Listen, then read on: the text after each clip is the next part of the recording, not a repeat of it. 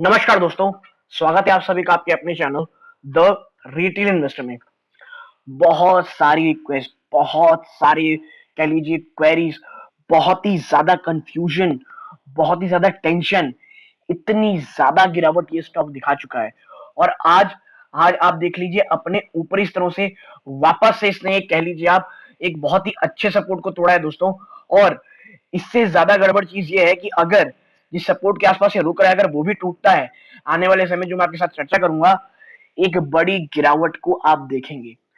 कई लोग वो हैं जिनको समझ में नहीं आ रहा भाई ये गिरावट हो क्यों रही है, क्योंकि ना कंपनी की तरफ से कोई खबर आ रही है, ना ही कोई नोटिफिकेशन ऐसा आया है, ना ऐसी कोई खबर निकल के आई है बीएससी बीएससी एनएससी या कह लीजिए किसी ऑफिशियल की तरफ से कि कुछ कंपनी के अंदर कुछ हुआ है। तो आखिर इतनी गिरावट क्या हो रही है इसमें, इन तमाम चीजों में चर्चा करूंगा दोस्तों। और आपको समझाऊंगा कि क्यों ये गिरावट हो रही है और क्यों आगे ये गिरावट हो सकती है। वीडियो को अंत तक देखिएगा, बहुत ज्यादा इंफॉर्मेटिव और एजुकेटिव है वीडियो दोस्तों। और अगर आप ऑलरेडी निवेशित हैं, आपको ये वीडियो अंत तक जरूर से जरूर देखना चाहिए कि जो खबर मैं आपको दिखाऊंगा, आपको समझाऊंगा कि इंडस्ट्री सेक्टर कितने जबरदस्त कह लीजिए आप इतने बुरे दौर से गुजर रही है और इतने परेशान है लोग, आपको मैं समझाऊंगा। लेकिन आगे बढ़ाने से पहले बस आपसे एक दरख्वास्त है, अगर आपने इस चैनल को सब्सक्राइब कर लिया है तो प्लीज बेल आइकन जाए जरूर दबाएं, ऑल नोटिफिकेशन का।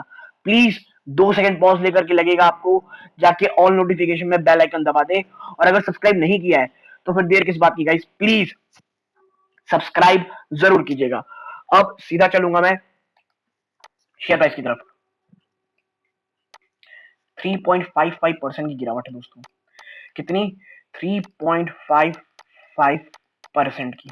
ठीक है, और ये गिरावट बहुत ही ज्यादा सीवियर लग रही है लोगों को, प्लस कंफ्यूजिंग लग रही है कि भाई इतना क्या गिर रहा है स्टॉक। अगर मैं पिछले 5 दिनों में दिखाऊं, आप देखिए ऊपरी स्तरों से 204 ट्यूजडे ये लगभग 3-4% गिर चुका है। एक महीने में जहां था वहीं लगभग खड़ा हुआ है। पिछले 6 महीनों में आप ये जो 24-25 सौ का इसने हाई लगाया था, वहां से देखिए ये अभी भी लगभग कह लीजिए 20% गिरा हुआ है। और एक टाइम में ये गिरावट 27% थी, जो कहां थी 1783 में। और मैं बता दूं आपको, जो ये 1783 के आसपास ने कह लीजिए गया, बाउंस बैक किया था, ये शायद शायद वापस से वहां जा सकता है। क्यों? देखिए, ये 2000 को बड़ा जो रुपीज 2000 है उससे बचाने के लिए बहुत कोशिश कर रहा था।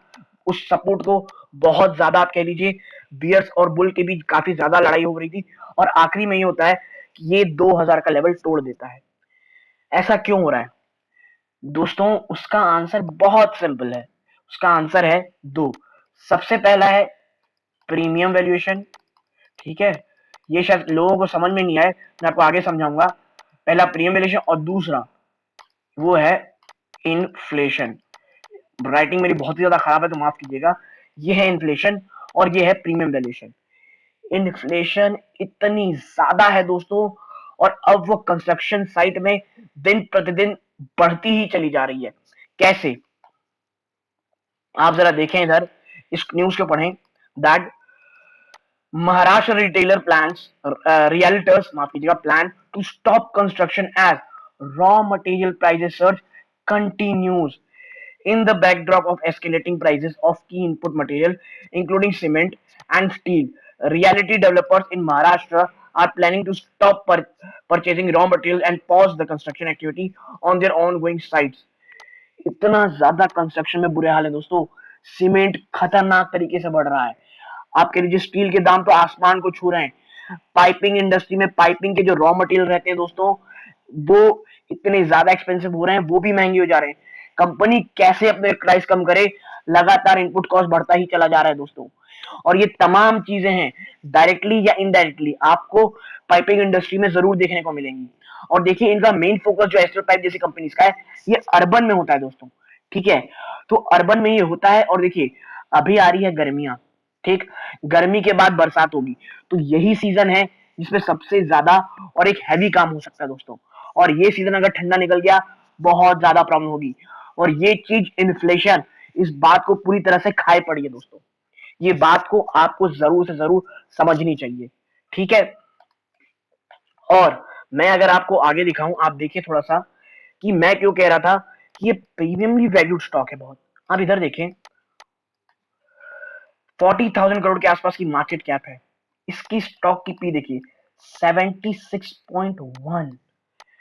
आई मीन सी दिस, 76.1 है इसकी जो स्टॉक की पी है, और इंडस्ट्री की पी कितनी है, केवल 29। तो इतनी हाई प्रीमियम में आप आज भी ट्रेड कर रहे हो, जब आपके बिजनेस को खतरा है। देखिए, खतरा जब मैं कहता हूं इसका मतलब ये नहीं कि एस्ट्रल पाइप बर्बाद हो जाएगा, इसमें बहुत खराब नंबर आएंगे, ऐसा नहीं है। देखिए, पूरा सेक्टर बैठा हुआ है। तो जो आपको इतनी प्रीमियम वैल्यू मिली हुई थी ना, उसमें अब धीरे धीरे डेंट आ रहा है। ठीक है, और ये डेंट थोड़ा बहुत और भी आ सकता है अगर ये वीकनेस आगे भी जारी रहती है। ठीक है, देखिए बुक वैल्यू से कितना ज्यादा एक्सपेंसिव है ये। डिविडेंड यील्ड ये देता नहीं है क्योंकि ये ग्रोथ स्टॉक है, 1 रुपए की फेस वैल्यू का है। आरओई काफी मैं कहूंगा अच्छे हैं।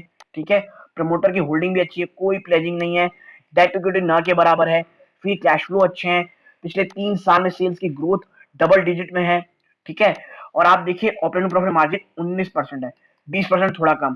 पिछले 3 सालों में 43.2% का अब जबरदस्त रिटर्न है दोस्तों। ठीक है, और देखिए एस्ट्रल ना सिर्फ अब प्लम्बिंग की पाइप नहीं रह गई है, एक केमिकल कंपनी भी है। आप जैसे पीडीलाइट देखते हैं ना, आप एक सिंपल एग्जांपल समझाता हूँ। जो पीडीलाइट जो कंपनी जो वो काम करती है, चाहे वो गोंद हो गया, चाहे वो टाइल चिपकाने की चीजें हो गई, वो एडिसिव बिजनेस हो गया, इसमें भी एस्ट्रल मैं कहूंगा बहुत ही जबरदस्त तरीके से अंदर आ रहा है दोस्तों। ठीक है, आप देखिए पिछले साल, आप देखिए प्रोज एंड कॉन्स में पॉज करके देख सकते हैं, सिर्फ आपको प्रोज मिलेगा, कॉन्स कुछ नहीं, सिर्फ एक ये कि काफी महंगा है दोस्तों। ठीक है, 18.78 टाइम्स है अपने बुक वैल्यू से। ठीक है, आप देखिए क्वार्टरली रिजल्ट को, आप इधर देखें तो आप पाएंगे कि ये जो है ना पिछले दिसंबर क्वार्टर बहुत ज्यादा निराशाजनक रहा था सेल्स के फ्रंट में। ठीक है, आप देखिए जहां 1150 करोड़ रुपए का कारोबार कर रही थी पिछले सितंबर क्वार्टर में, वो घट के केवल 1100 रह गई थी दोस्तों।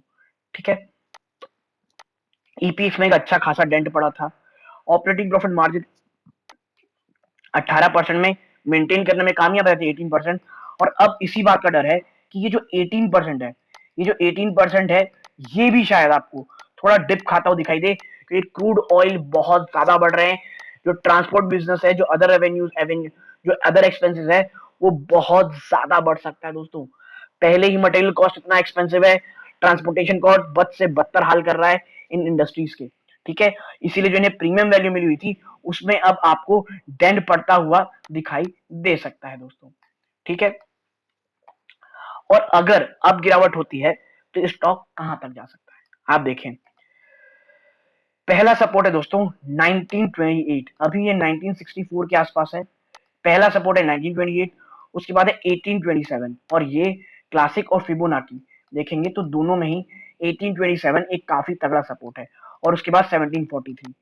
मुझे लगता है अगर ये इसे तोड़ता है दोस्तों 1827 को, और मुझे लगता है 1830 के आसपास को, 1810 से लेकर के 1830 को क्लोजिंग बेसिस पे तोड़ता है और एक दिन सस्टेन करता है, मुझे लगता है आराम से आपको ये 1730 से लेकर के 1750 आराम से दिखा सकता है।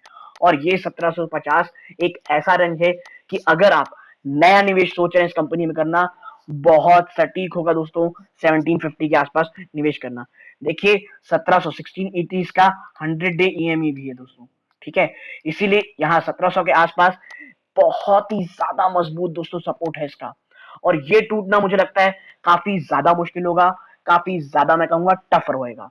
क्योंकि देखिए कंपनी के बिजनेस में कोई प्रॉब्लम नहीं है, बिजनेस मॉडल जबरदस्त है, कंपनी की मैनेजमेंट अच्छी है, टॉप नॉच प्रोडक्ट का पोर्टफोलियो है इनके पास, इसीलिए लॉन्ग रन में कोई इशू नहीं। हाँ, शॉर्ट टर्म में इन्फ्लेशन में थोड़ी बहुत आपको मार जरूर देखने मिलेगी। और अगर आपको ये पूरा मैंने एनालिसिस पसंद आया, प्लीज वीडियो को लाइक कीजिए, चैनल पहली बार आए चैनल सब्सक्राइब कीजिएगा। यहाँ तक जुड़े रहने के लिए आप सबका बहुत बहुत धन्यवाद। ये वीडियो का अंत है। जय हिंद दोस्तों।